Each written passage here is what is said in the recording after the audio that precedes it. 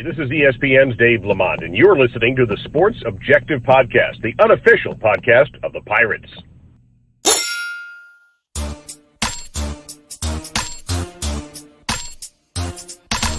Oh,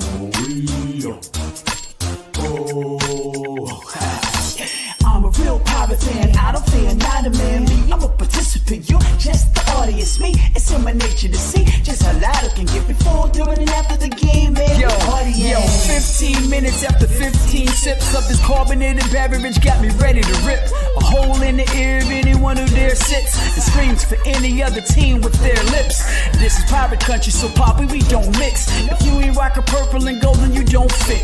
Now you don't gotta worry, they're trying to throw fists, but all you know to get salty, I ain't talk about chips. It's not your stadium, don't be surprised if you're cheesing all hard and get thrown the evil eye. For some it's just a game, but numbers are never live. You ever seen this much love for a team in your whole lives? Screaming at the ref, wheezing out of breath, steaming out the neck like a fight for death. That's how we bringing it. What you thinking? Welcome into the TSO locker room here. In fact, we're very excited. Pirates get a big victory on Saturday, 45-3 over the Temple Owls. With us right now, we have the whole gang. We have Kyle from LaGrange Barber. How are you, man? What's going on, Dave? Just sitting here. Had an eye procedure done at Duke today. Got a terrible headache, but it is what it is. Always great to get a victory. Awesome performance by the guys Saturday. Particularly proud of the defense. Proud of the whole football team. 45-3, and hopefully this week, next time, we will all be sitting here bowl eligible. Sounds good. Bubba Rosenbaum, what's up, man?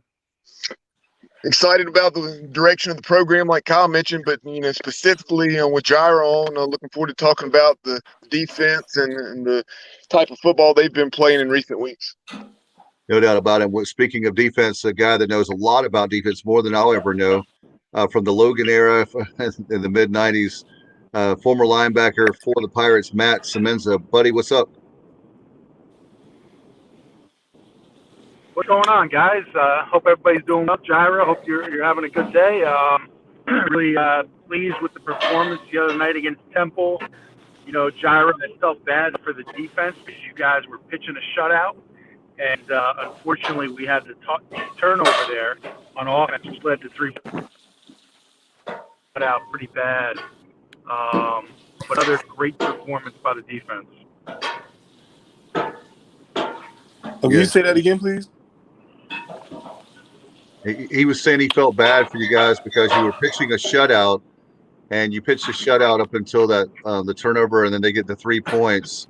He said he felt bad for you guys because you were doing so well and had a goose egg up there on the scoreboard, and then they get the 3 points with like 6:57 to go in the game. Oh yeah, I was mad about it too. Not mad, but I was just like, dang, it's all good.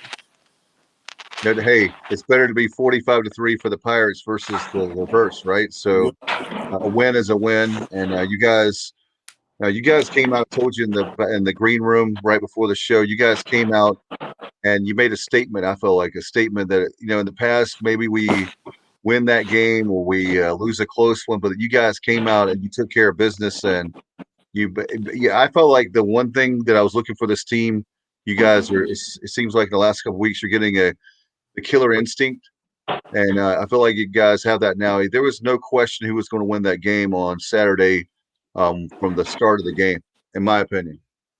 Yeah, I felt that we dominated the whole way through as well. Yeah, there was not like where it's a 50-50 game, like you're not sure it's a fourth quarter game. You guys took control of that game, and you never let go. Most definitely. Jireh, does it surprise you that you guys, I'm going to call it a shutout because field goal special teams. Does it surprise you that you guys pitched a shutout and didn't force a turnover? Not to me. I kind of knew, I felt going in that we were a lot better than they were. I didn't think they could throw the ball against us, and I knew if we stopped the run that they probably would have a hard time scoring. So it wasn't a surprise to me. Yeah, it was a surprise to me you guys held them to 0 points on defense. It was just surprising to me that you guys did it without forcing a turnover. I mean, I don't know how often you see that kind of dominant defensive performance without forcing a turnover. That was what was unique to me. Yeah, I think they were like 3 for 13 or 3 for 16 on third down. It was something like that. I can't remember. Yeah, that's not going to get the job done. It'll get the job done for us. Most definitely. Yeah, exactly. 82% on third down. That's all I remember. Wow. We'll take that. We'll take it, no doubt. And I know Bubba, when it comes to with the game with Temple, another thing that Coach Houston I was really happy with is the fact he was talking about how you guys in the post game, how you guys, how about the older guys that have had where they had games that didn't go well early in their career, but now they've won the last 2 years against Temple. I think it's the first time. Guys, was it the first time since '96 we beat Temple at home? It's been a long, long time. I don't think we It played them at was home in '96. it was It's 95. something 95. 95, Okay. okay. I know Coach Houston said that, which is amazing.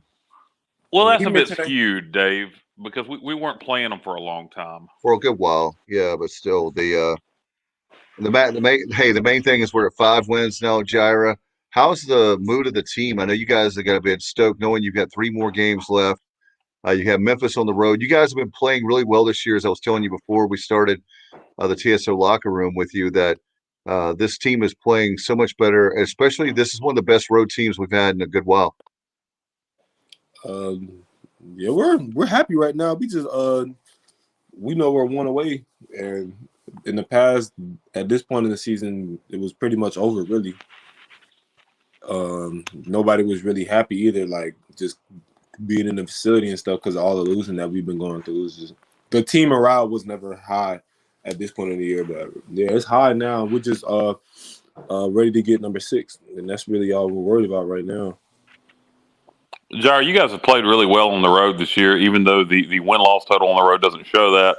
You got the big win at Marshall, but you played as well as you could against UCF, came up short. You played great against Houston, came up short, and it's not indicative of when you look at the win-loss record on the road of how well you guys have played on the road. Obviously, you want to get win number 6. But Yeah. how important is it for you guys also to go on the road and get a conference victory? Yeah, we don't really talk about that as much or really think about it. But like you said, we left. I feel we left 2 out that we should have won in UCF and Houston, and we beat Marshall. And then the App State game, well, that was neutral, but it was still an away game for us. But like you said, we left out. I felt like we let go of Houston and UCF, like I said. But it's not really something we really think about. But it would be nice to win on the road, though, because it felt great beating Marshall, getting back on the plane. So definitely like that feeling again. Yeah, and this one will be huge. I mean, you to me, you don't want you want to win as many games as you can.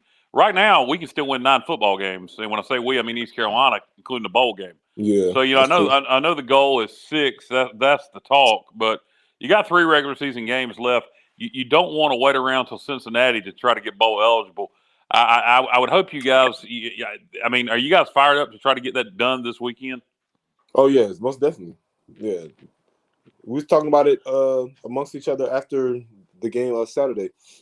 Just ready to get to this Saturday and play Memphis, but try not to make the game no bigger than what it is, though. Just keep the mentality we've been having. I think we'll be fine. Yeah, no, I agree with you. You don't want to put added pressure on yourself, but my advice, and you don't need my advice. You got plenty of coaches to advise you. Just embrace the moment. Yeah. Don't stress about it. Just be in the moment, embrace the moment, and go out there and have fun and play East Carolina defense the way y'all been playing, and you should be in good shape. Yeah, I feel the same way. Now, Jireh, after the game on Saturday, Coach Houston in his post-game remarks, he said that he was almost afraid that we were too jacked up to play. So just talk about the mindset of the team going into that game against Temple. He said he thought we were too jacked up to play against Temple. He said he thought we may be, but as it turned out, we were where we needed to be, and we went out there and executed. Yeah, I felt it was the same way as the other game. in my opinion, yeah, really. We knew it was a game. We knew that as long as we do what we had to do, that we would win big. Now that's how we felt. At least I know that's how I felt. And a couple people I talked to felt the same way. Like we didn't think they were on the same level as us as a team. It's very exciting, Jared, when you look at this defense. Like I was telling you, that this defense is the best defense we've had in a long time. I mean, you probably have to go back to, guys, help me, 09. 2008, 09. 09. Yeah, 09. Definitely. The 09 conference champions with Conference USA. You guys are attacking the ball. The tackling has been phenomenal. Something we've struggled in years past, in the last handful of years. The tackling's been great. I tell you, the depth of each position in defense now really, I think, is a big. I think that. How do you guys feel in the fourth quarter? Because it looks like you guys are.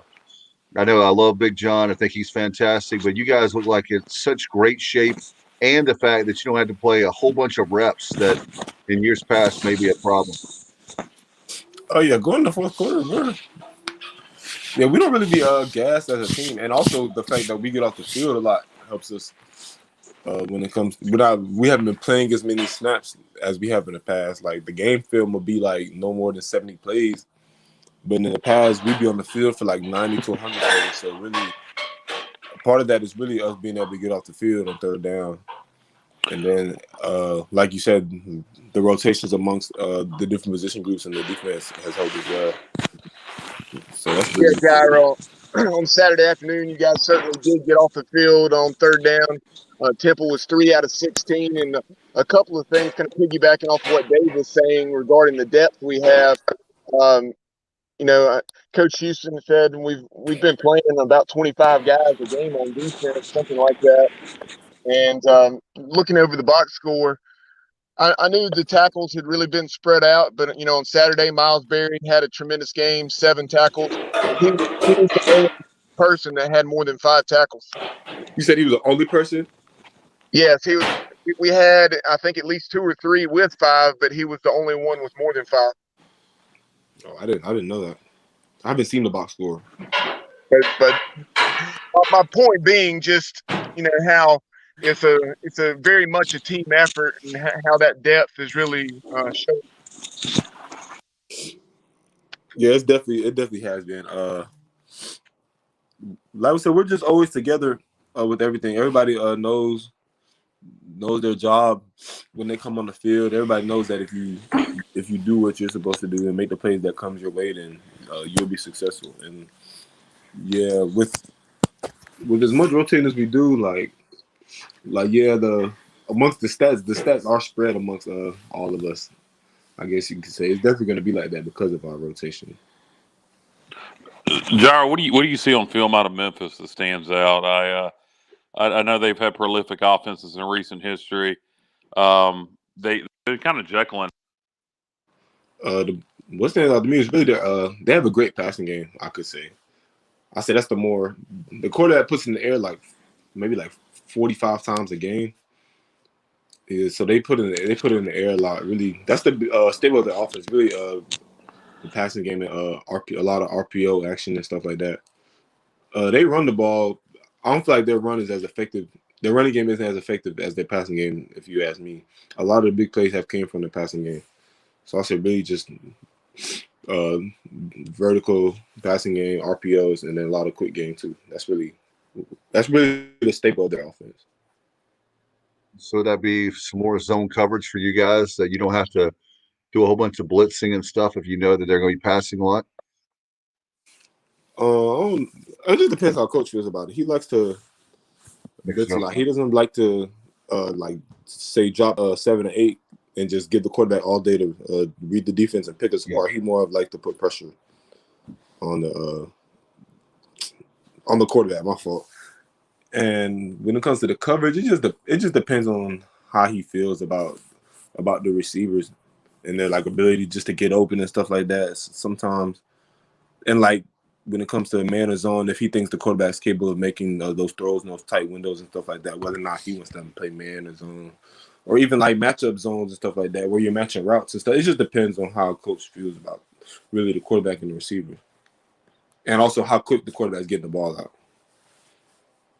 And one of the things that you guys, another thing I want to compliment you guys on is the fact that between you guys being the players and the coaching staff, you guys are doing an excellent job with definitely when it comes to making adjustments at halftime and I guess even adjustments on the fly during the game, more so than we've seen. I've seen that a lot in recent times, but you can tell that the adjustments that you guys are making is definitely working. Yeah, Coach Harrell, he sees a lot more also because he's Coach Harrell's the one up in the box, and then he'll come down at halftime and just get on the board and talks about what he's seen and what's maybe hurt us a little bit or like something maybe we didn't go over or harp on as much during the week. He'll put it up on the board and stuff like that. Or if it is something we harped on the board is during the week and maybe they changed it a little bit from last game, he'll get on the board and talk about it. Or even on the sideline between series, they have little whiteboards and they'll be ask us if what we thought about this or like what we're seeing, just different in-game adjustments. They get a lot of feedback from us too, asking us what we're seeing, what's going on, and what we think, what like adjustments we think we should make that'll help us to play faster. Dave, as far as Memphis's passing attack, their top receiver is Calvin Austin, 65 receptions for 989 yards, 8 touchdowns, and averaging over 15 yards per reception. So hopefully we'll be able to get some heat on the quarterback, and hopefully Jaquan McMillan will be back and ready to go this week, and we'll play the way we've been playing. Yeah, Jireh, what's when it comes to Memphis and obviously we're talking about on the road with this team. I know both teams. Memphis is still fighting for a bowl. You guys with the Pirates still fighting for a bowl. I know the line as far as guys, I think it's dropped even more. It was 6, but I'm not sure what it is today. I'd heard that it's dropped a couple more maybe. I haven't looked today. I've been kind of busy. Still 6. Okay. I haven't looked. I'm not sure. Jireh, looking at this Memphis team, they beat SMU. They got a really nice win over Mississippi State, but lost to the same Temple team we just beat. I have no idea how, because Temple is god awful, and Memphis is a pretty good football team, particularly on offense. If you guys go on the road and beat Memphis, do you think this would be the best team you guys have beaten in terms of quality of opponent?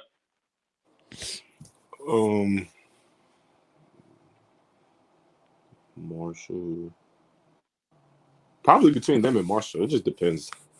I think so probably, but it might be in terms of all the athletes they got, but I wouldn't really know until I guess that the game, because I don't know how well Memphis' defense plays as well. So like when it comes to the quality of opponent as a whole, like the whole team, I wouldn't really be able to answer that until after the game. I got you. How do you feel you guys match up with their offense? You mentioned they throw the ball a lot, certainly more than the last 2 opponents we played, South Florida and Temple. How do you guys think you match up with them? I think we'll be fine. I think we match up well in all positions. I like our secondary a lot versus anybody. I don't know if you could talk about this. Bubba just alluded to it. Just asking generically, how's the health of the entire secondary? Is everybody looking pretty good? Yeah, we're all pretty good. Of course, banged up, just little bumps and bruises and stuff. Nothing long term for anybody. Like, yeah, we're good. Okay. Hey, Jireh, this is Matt. I hope you guys can hear me okay. Thinking about your defense, I mean, I'm starting to see a lot of confidence, a lot of swagger, which does come with experience.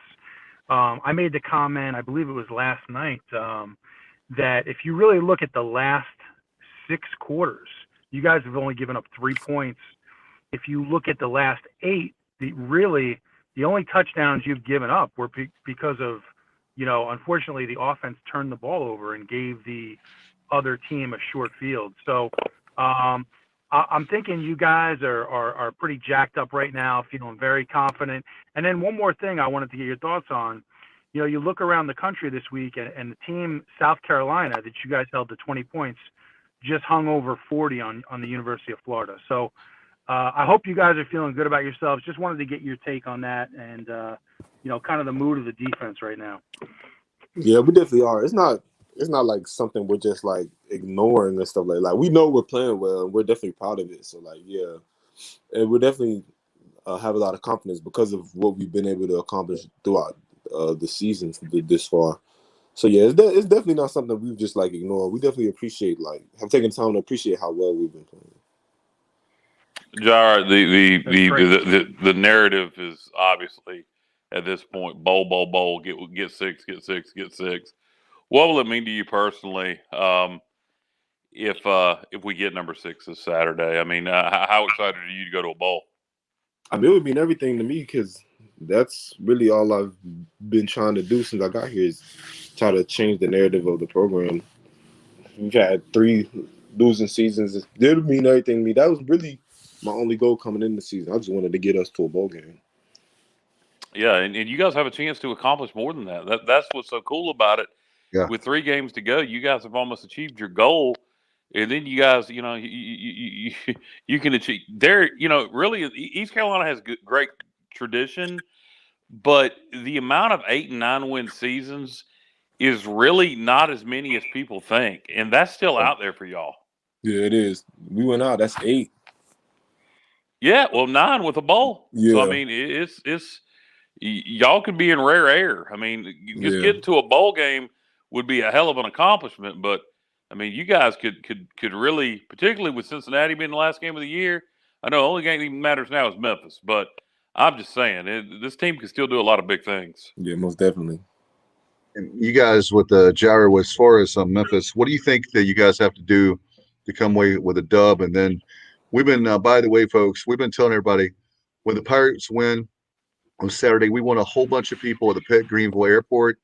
There to celebrate with you guys. It's very special to have Pirate Nation there. Yeah, really. If we get bowl eligible this Saturday, please, Pirate Nation, like Dave is saying, come out and welcome this team back. It's been 7 years. How old were you 7 years ago, Jireh? 14. He was 14 years old the last time East Carolina went to a bowl. I actually remember watching it. Do you? The Birmingham Bowl? Yeah, against Florida. Yep. Yeah. That was my freshman year of high school. Yes. There you go. There you go. That's how long it's been. Perspective. And so if we get there, Pirate Nation, and if we're bowl eligible this Saturday, the game's at 12:00, so the team will be flying back into Greenville at a reasonable time. Let's have a big crowd at the airport if they get number 6 this Saturday. And by the way, Jireh, our stats guy would be Bubba, not me. So I want to give him credit. He said 9 wins would be the second best season since Skip Holtz, and top 4 since 1999. So still got a lot to play for. What do you got with Memphis? I mean, this team, this game is a 50-50 game. I think the team is both teams are, I think, evenly matched. Both teams are hungry. What do you think you're going to have to do to beat Memphis on Saturday? Really, I just feel like if we stop the passing game, then I feel like we win. That's how I feel. Because I don't think their running game is as strong. And running is really not even what they want to do. They really want to throw the ball. So I really feel like if we stop the passing game, then we'll be good. That's really the key to it. Especially the RPO. They can't complete those RPOs and stuff like that. And we force them to try to throw the ball down the field. I think we'll win. I think that's really the biggest thing for us. No doubt. It's going to be great. And I want Matt, do you have another question? Yeah, I think that's a good observation because I've observed that, Memphis does they like play action and they do like to take their shots down the field quite a few times per game. So I think that's a great observation. Jireh, I did have another question for you, kind of shifting gears from Memphis. When you're in practice every day and you're going against the scout team, is there, and just taking a look at some of these young guys in the program, could be a wide receiver, could be a running back, but somebody kind of off the radar, is there anybody that's like really jumping out on the practice field as just like, a player of the future, or just a great playmaker that you guys can see in practice, but the fans can't see yet? You said offensively or just in general? Yeah, offensively, when you're in practice, is there anybody that's really jumping out to you on that side of the ball? Maybe a freshman or somebody that's not playing yet, but you see it in practice. I would say really a lot of our scout players. We have a scout receiver named Troy, the freshman Troy. I don't even know his last name. I don't know how I don't know his last name. He wear 14, Troy. I think he'll be good. We have another scout receiver. Actually, a couple of them. TJ Lockley, I think he'll be good. Also, Tyree Saunders, I think he'll be good too. Those are 3 receivers that I think will be real good in the future. 2 of them are freshmen, and one of them is a sophomore, like his second year in college. So yeah, those 3 especially, I would say. And is the speed? I know when those guys were recruited, they were really speedy guys that could, type of guys that could, run those shallow crossing routes and really, beat man coverage. Are you seeing that kind of speed out of those guys in practice? Yeah, they can run. Especially Troy can really run. Okay. All definitely. Right. Bubba, do you know who he's talking about when he says Troy? Do you have a last name? I don't, but I wanted to ask Jireh about Coach Houston has referenced Walter Simmons. Tell us about Walter Simmons III. And he's a very highly regarded athlete and quarterback. Coach Houston said he has to work on his throwing, but he said he has elite feet. I forgot about Walt. Oh yeah, Walt. He definitely can run around and stuff like that. And he shows he has. You can see it because he's our scout quarterback. He has flashes of his throwing ability in practice where he'll hit guys on the money. But like as Coach Houston said, he just works on it a little more. I think he'll be fine. But he's got good feet. Is he going to run Navy Scout team? Oh yeah, he is. Okay. Yeah, definitely. He definitely could be a great dual threat. Most definitely. Good deal. And Jireh, we were talking before we came on and going into the locker room that you guys, with a big win on Saturday, we had a lot of recruits there. Great to see the Pirate victory because that's going to help recruiting out a lot, right? When you win 45-3. Yeah, most definitely. Very glad that's excited. something they got to see. I wish they would have seen a bigger crowd. I think the meteorologists are a little bit to blame for that, calling for heavy rain, and ended up not raining until the very end of the game. But I was disappointed a little bit that it looked like maybe there was 20,000 people there at max. Yeah, they had it listed at 33,000, but yeah, it didn't look like 33,000. There wasn't no way there was 33,000 people there. Yeah, well, that's what I know. I'm just saying that's what they had the attendance listed Tickets sold. Tickets sold. Yeah, exactly. Well, Jireh, man, thank you so much for coming on. Oh, and Dave, it's Troy Lewis out of Chesterfield, Virginia. Yeah, Lewis, that's his last name. Okay, out of Chesterfield. We got a few players from Chesterfield, Virginia, it seems like. Yeah, no doubt.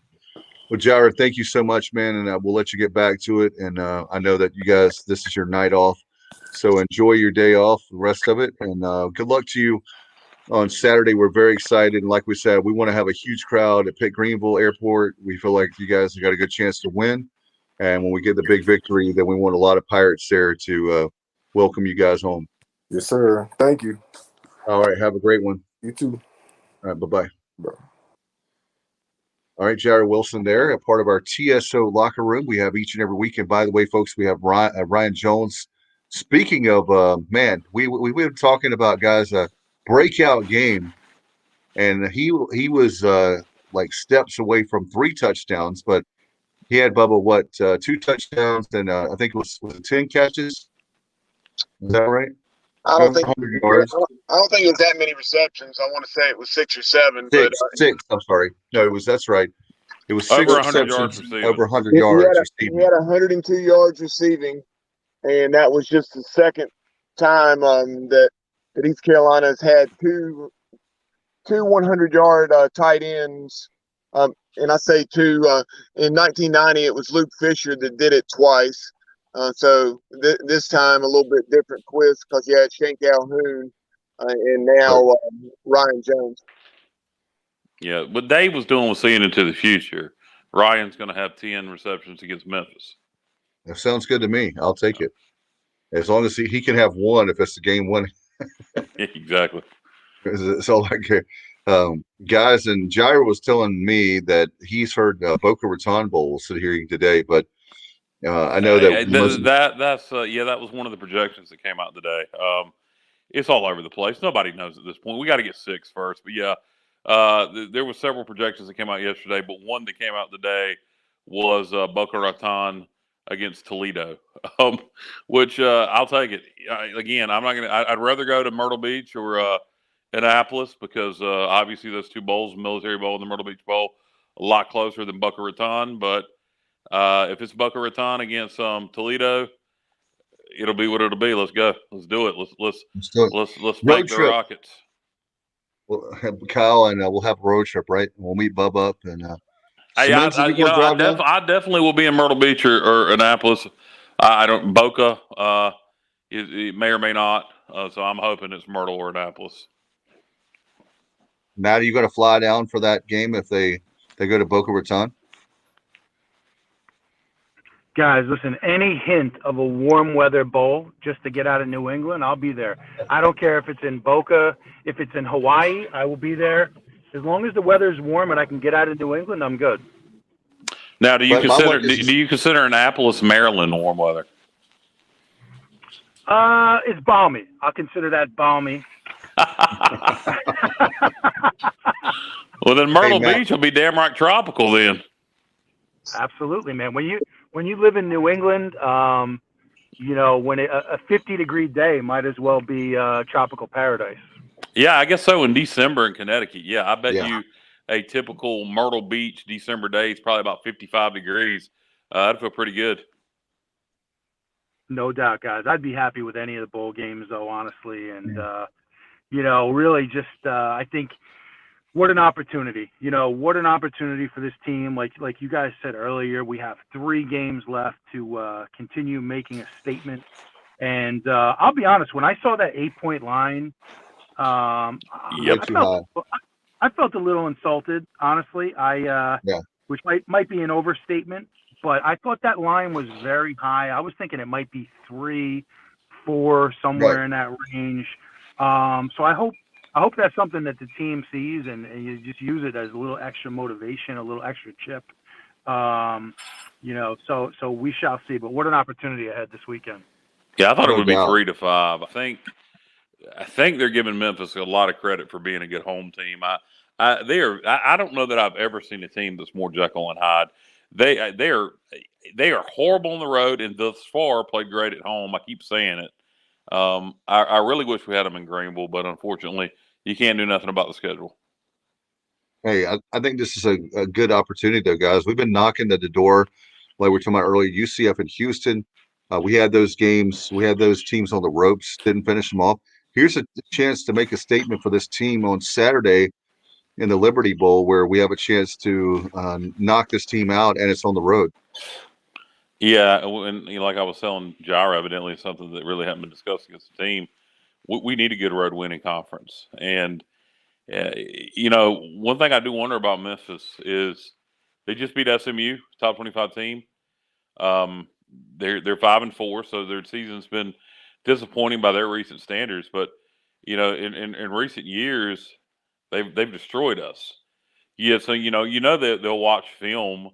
But I do wonder if they'll think that, particularly seeing an 8-point line, if they'll just be like, yeah, this is East Carolina, this is number 6 for us, no problem, and then we go hit them in the mouth. That's what I hope happens. No question. I think that's a great point. I was thinking the same thing, Kyle. I mean, you look at the thing about college football, it's such a week-to-week game, and a lot of these teams, when they have a huge emotional win, they can't seem to recover the following week. You saw it this week with Michigan State. They go up to Purdue and get their doors blown off. I think you saw some of that with maybe SMU also going down to Memphis. And then, obviously Memphis able to take care of business at home last week. Typically the team who's more prepared to play, physically and also emotionally is going to come out with the dub in college football. So, maybe we can catch them off guard a little bit. Yeah, SMU kind of the opposite. They had just lost a heartbreaker to Houston, Yep. and probably just were not ready to go against Memphis. And honestly, SMU, I'm going to be honest with you, in my opinion of SMU football under Sonny Dykes, they are impressive, but they are soft. And if you let them get on a roll, they'll have a field day with you. But if you get up and challenge them and hit them in the mouth, sometimes if you play physical, SMU can't handle it. Well, I'll tell you That's one one of thing. the things that did not surprise me, when we beat them to close out last season and then lost the way we did to App State because of the differences there in the style of play. Yeah, no, I agree with you 100%, Bubba. I do think now we are getting to the point where we can go against other teams that like to play like we do. Yeah, But definitely. I'd love to play App again, to be honest with you. I'm not saying the result would be different, but I guarantee you the game would. Oh yeah, and we're Right. playing that. That's one of the great things, guys, is the very fact that this team don't you guys think this team is each and every week exactly what you want? They're getting better every single week. That's what's so exciting to see, is that there's some teams that peak too early, or there's some teams that are obviously a big disappointment. And this team is, as I said last night, it's November to remember. Yeah, and let's hope that trend continues. If they get better again this week, that probably means we are giddy. Because I'm going to tell you something, guys. I'm sure you all feel the same. Win number 6 is going to feel, to me, it's going to feel like winning a conference championship or a bowl game or something Yeah. like that. It has just been so long since we've been bowl eligible. If we don't do it at this point, I don't even think I can watch bowl games this year. We've got to get number 6, and it sure would be nice to get it out of the way this weekend. Because if not, you're putting a lot of pressure on yourself against Navy, and don't even want to talk about what happens if we don't get it there. Isn't there, not to put it out there, but I'll say it anyway, but at 5, if hypothetically speaking, if we were 5-7, isn't our APR good enough to get in a bowl this It year? depends on if any 5 and 7 teams are needed. You don't take 5 and 7 Yeah, teams till I all 6 understand that. teams are gone. I don't know. I don't know where our APR is. I think that's a stupid way to do that, by the way. The I agree. NCAA comes up with some of the stupidest crap. APR decides which 5-win teams get to go to bowls, if not enough 6-6 teams. I don't know. I don't know where our APR is. Who the hell knows? Let's not worry about. Yeah, It's I a know. stupid rule. I agree. But I don't know where we are right now in terms of there not being enough bowl teams. I know there is a lot of bowls. I believe there's Is 43? 2 new bowls this year: the Oh, I Fenway Park apologize. Bowl and Yeah. the one out in LA, the Los Angeles Bowl or whatever it's called. So it'll be that is that 45, Bubba? Well, It's well over 40. the Poinsettia Bowl went away, so I'm not sure, to be Maybe honest with you. 44. Okay. All right. Yep. Well, that's something obviously right now we need to focus on. Our bowl this week is Memphis. We're going to the Indeed, Liberty yeah, Bowl. and then we can But talk we're about going to the whatever bowl Liberty we Bowl. want. Hey, Yep. hey, what do you think, Kyle? We're going to Liberty Bowl. Yeah, and after the week after that, we're going to the Military Bowl. So That's right. let's Yeah. let's take care of business Hey, and actually get to go to a real bowl. hey, Kyle, I got another one for you. Sure. On Thanksgiving weekend, we're Oh going to the God, barbecue don't bowl. say it. Yeah, you said it. Okay. All right. I'm sorry, Matt. I had to go there, Matt. By the way, I got to give Semenza a lot of credit, and I appreciate all that your contributions to the show. But Semenza has a great idea. I'll give you major props. It's the only time in the history of my Christmas, I guess, time that I will wear a ugly sweater in my lifetime, and I think we should do that. Everybody wear an ugly sweater for the Cincinnati game. And Matt, I have to give you credit for coming up with the idea of the ugly sweater. And let's make it the Cincinnati game. Everybody wear an ugly sweater. Matt, you or Dave, one, you need to. I mean, we can't just talk it up on the podcast. If you guys really believe in that idea, think it would draw fans. You guys need to email. Oh, my brain's not working. Ryan Homeboy there. Robinson, No, hell no. Eric Ward. Eric Ward, thank you. Yeah. Yeah, email Eric Ward and let him Okay. know. I personally like my giving away $1,000 to 3 people. If your ticket was scanned to come through the gate, I think that might draw more people than ugly sweaters. That's great.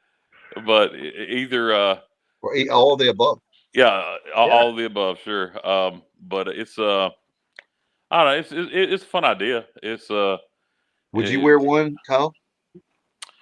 um And you know, I'm not a. Let me be very clear. I am not an ugly sweater. I'm just guys, saying. we should have did it for the Temple game in honor of Bill Cosby, Oh well. the king of ugly sweaters. Here's the thing, right? Does anybody? First of all, thank you, Dave. That was kind of a group idea too, but I'll take the credit for it, no problem. But does anybody else around the country, has anybody ever tried that? I'm curious. And the thought process is maybe it's just a little something extra to get the students involved that weekend. It's just something a little different to create a little more excitement. So hey, you never know. But I'm also in favor of the giving away some $1,000 gift cards as well. So whatever Oh my it takes. God, yeah. Yeah, I mean, when you look at it, you say, well, that's just giving away money, but $3,000 ain't very much money to East Carolina, and you got a chance to win $1,000 for 3 different people, but you got to be there. You can't just purchase a ticket. Your ticket has to be scanned, and if we got 35,000 people there, that's 3 people are going to walk out with that money, and maybe if you sit in Town Bank Tower, you're excluded because you don't need it. Wow. Well, Matt, thank you so much for coming on. Appreciate you so much. And we'll see you next time. And certainly we'll be back. If you want to join us tomorrow night for the overtime, we're doing basketball. Pirates taking on South Carolina State. We appreciate you, dude, for everything you do for us. Awesome. Thank you so much, guys. Have a great night. All right. Have a good one. All right. Matt Semenza there. And I know that he has a meeting to go to, so want to let him slide. Guys, I'm very excited about Saturday. I know we have our basketball team tomorrow night, South Carolina State again, our overtime. We have another great thing is Thursday, a preview. Right, Bubba? We'll have the preview of that'll be so exciting with us with it going to Memphis. There's a Pirate basketball overtime for those watching right now. Tomorrow night after 9 o'clock. So it'll be after 9 o'clock. South Carolina State coming in the first game opening of the 20. Are they the Bulldogs? What is South Carolina State? That's They correct. are. They're the Bulldogs. All right. So we can get a chance to beat the Bulldogs tomorrow night. Wait a minute. Don't say that. I'm gonna isolate that and send it to Peter. Oh my Lord. I didn't mean it that way. Well, thanks, Kyle. You're welcome. Appreciate it. I love you too. You're actually coached by a former Memphis assistant. That he was hired back in March, the end of March. Tony Madlock. He had been on Penny Hardaway's staff there for at least 2 or 3 years, and then prior to that, he had been, I think, a long time staffer down at Ole Miss. So he's a guy that has a lot of quality experience in his first year as a head coach there at South Carolina State. I remember when he was a lawyer. Matlock. Yeah, this is Madlock with the D. Oh, okay, all right. Yeah. Yeah, Kyle, you were never good at spelling, right? No, not very. Okay. But I'm sure Andy Griffith would have been an excellent basketball coach. He can do anything he wants. Yeah, no doubt, no doubt. Have you guys ever seen the video where somebody took after the Panthers lost the Super Bowl, where they superimposed Cam Newton's head on Opie, and Andy's talking to him about being a good loser, and Cam's going, but I didn't win. I miss. I'll see if I can find it. I'll send it to y'all. It's hysterical. Okay. So we have the Pirate basketball overtime. That's tomorrow night after the game. And by the way, our good friends Patrick Johnson and Cy Seymour, they're going to be doing the ESPN Plus game tomorrow night. And of course, our good friend Jeff Charles will be on Learfield on the radio. And I believe with Michael Perry, the former assistant and head coach. So he's joining the radio side of things. So congratulations to him, and looking forward to hearing him call the game tomorrow night. And looking forward to, on the big screen, we'll have Patrick Johnson and Cy Seymour. So we'll have that. And a lot of people, by the way, get your season tickets, ECUPirates.com. and 1-800-DIAL-ECU. We'll do that for men's and women's basketball, and we'll have Coach Kim McNeil on here pretty soon. We're working that out. So appreciate her support of the program, and good luck to the ladies. They're starting their season up here, I believe this week too, right? Or is it next week? This is coming up. So good luck to them as well. Dave, I know Do you have you went to their tip-off dinner. How was that? It was very impressive. They had it at Harvey Hall, and you guys, I'm the closest, so I represent the sports objective, and she's always been very good to us. And so I went there, and it was well over 200. I think it was well over 250 people there or more. They didn't expect that many people, and they actually had to move it to Harvey Hall. It was supposed to be in Townbank Tower, a more smaller event, and they did very well with it. So congratulations to them. My hat's off to them for a great job fundraising. And so we went there, and all the players, it was a great atmosphere. You mean to tell me there's not a facility big enough in Townbank Tower to host a dinner for 250 people? I guess not. They moved it to Harvey Hall. That doesn't make a lick of sense. I don't know, but that's what happened. So we had a great time, and they had like a private auction. The meal was very good. It was just one of those events. We're really happy with it just goes to show you, the guys, that the one great thing about this fan base is it doesn't matter what the sport is, people are going to support it. And they had a great turnout, and very excited about to see what the ladies do on the hardwood this year. And I think we're going to be pleasantly surprised about basketball too. I know our friend B. Pay said last night, guys, he's predicting 16 wins. We got some shooters on this team. We'll see how you got 5 guys back, and then a lot of new guys coming in, and the transfers. So we'll see how it plays out. I wouldn't pretend to be able to analyze what the season's going to look like in basketball. I hope we're a fun team to watch, and have a winning season. Definitely need to come out hot against South Carolina State. I mean, that's you. What's the next 2 after South Carolina State, guys? We have South Carolina State tomorrow, and then on Friday you have Canisius, and then on Sunday at 4 you have Western Carolina. All right. Canisius opens tomorrow night down at Miami, and then Western Carolina opens tomorrow night at home against Bowling Green, and then on Friday night, Western Carolina travels to Wake Forest. So doesn't Canisius sounds like she would be a girl in your homeroom class that always made you laugh? Canisius is out of New York, right? I mean, doesn't it? I mean, Canisius is crazy. I mean, you know what I mean? It doesn't sound like a girl that would be in your homeroom class that would always. It does to me. I guess it's just you, Kyle. But you're right. The Myrtle Beach, the tournament is next week, right, Bubba? When we play against Oklahoma, if my memory serves me right, I believe that's right. Oklahoma next week, I believe. But right now, South Carolina State is on the map and on the clock, and looking forward to that. It's going to be great. Our Pirate preview. Yes, that's game 4, Oklahoma next Thursday night. Next Thursday. And okay. Yes, Canisius is out of Buffalo. Yeah. I remember that many years ago, learning about that school. That's what's great about. It's over 350 schools, right, in Division I basketball, something like that. So a lot of teams like that you have to learn where they are. I don't know their mascot. I do know that they are the Canisius Quiche. They have a very unique mascot. They are the Golden Griffins. Okay. The hell is a griffin? I don't know, but I just learned that. I knew about it. It's a mythical creature. All right. Well, we learned. It's basically, it looks like it's like half eagle and then half something else. I'm looking it up. Okay, so it's like a phoenix. Okay, all right, it's a bird. Okay, yeah. I think it's kind of similar to like Rose Rampants, and then you have The Griffons is in Rocky Mount. Rocky Mount Griffons. Yeah.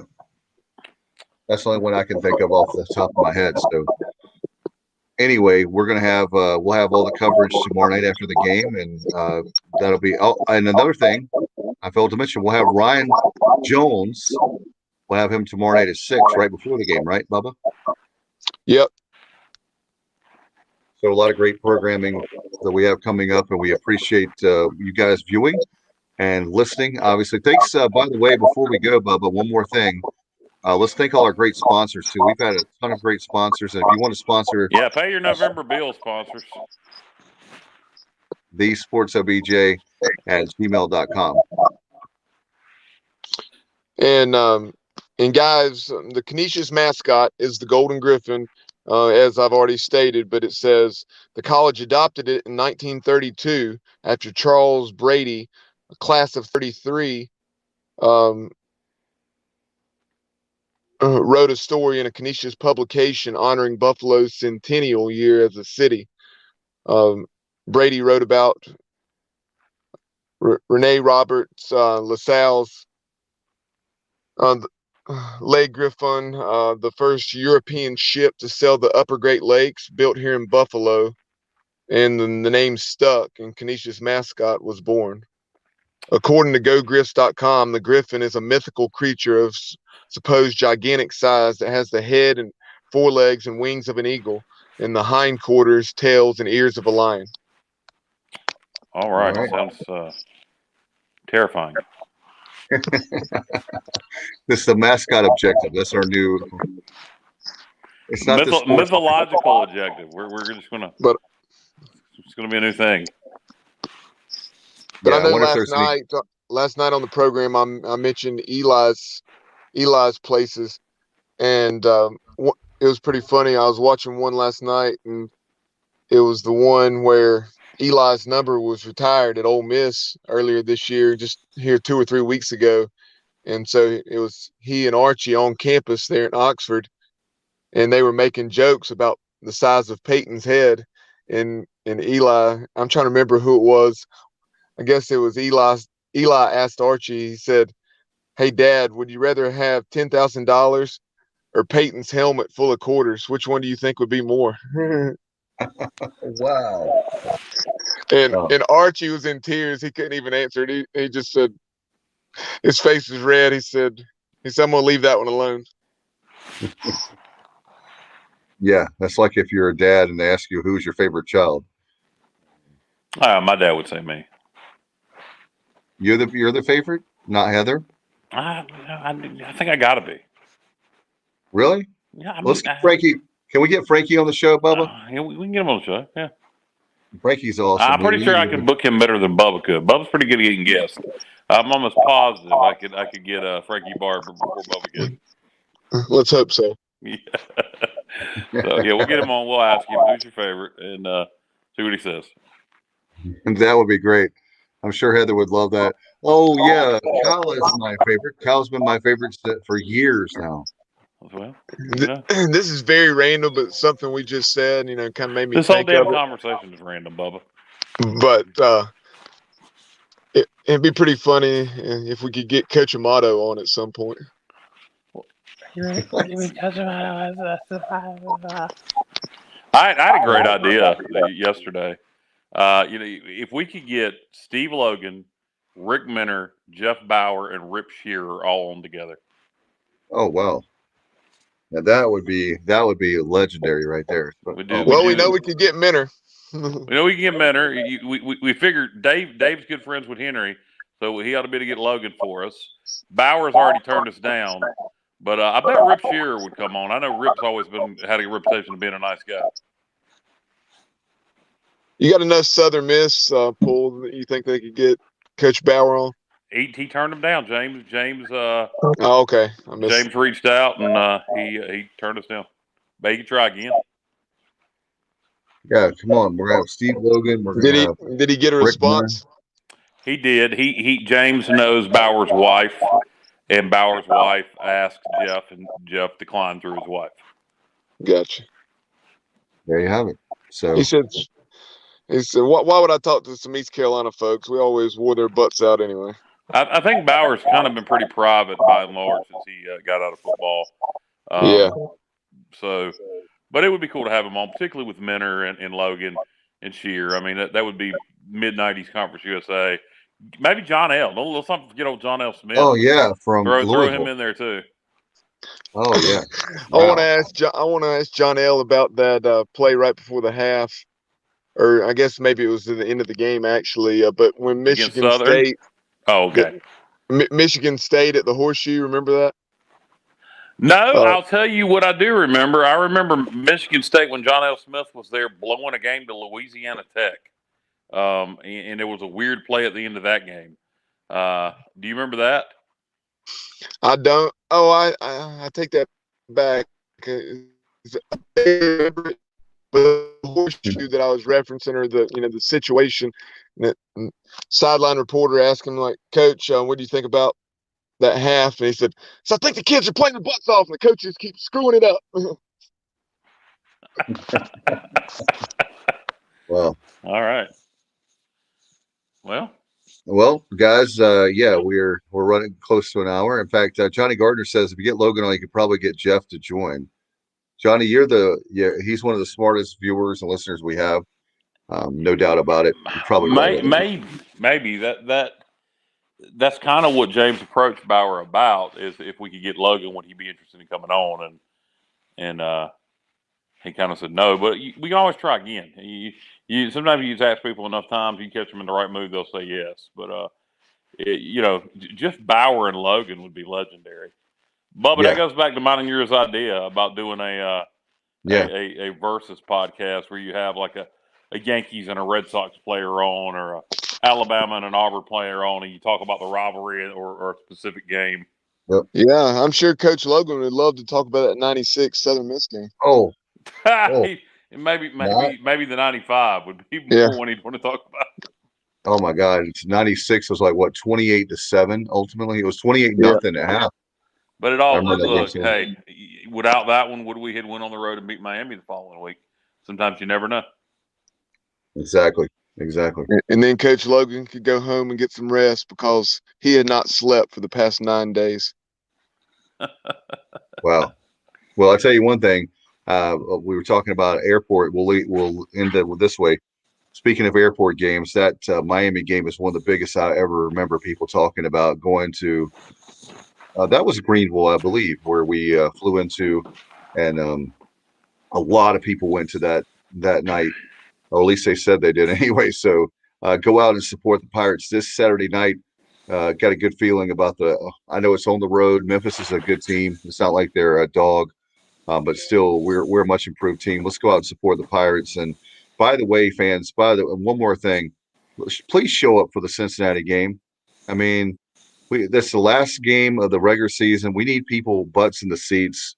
No excuses. We're winning football games now. Tell your wife, tell your husband.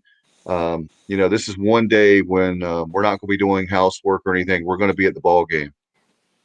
Yeah, I mean, at worst, we're playing for win number 6. At best, we're playing for win number 8, and most likely against a top 5 team.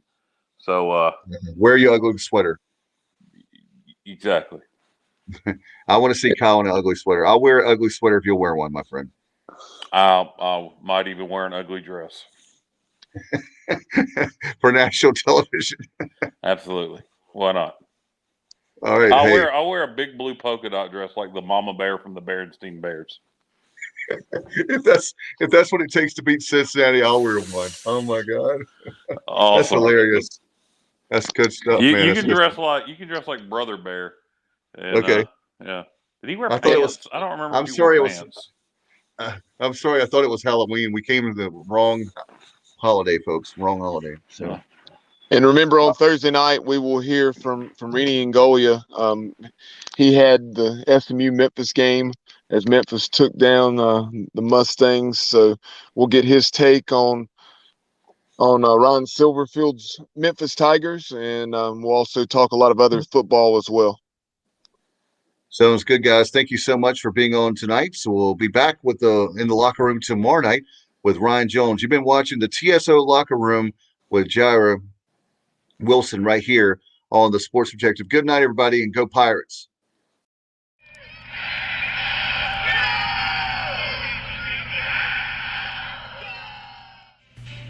Yo, what's going on, y'all? This is Udon Cheek, assistant track and field coach at East Carolina University. You are plugged into the Sports Objective Podcast. If you are a fan, you are plugged into the right place. And if you're really a fan, you will share that link.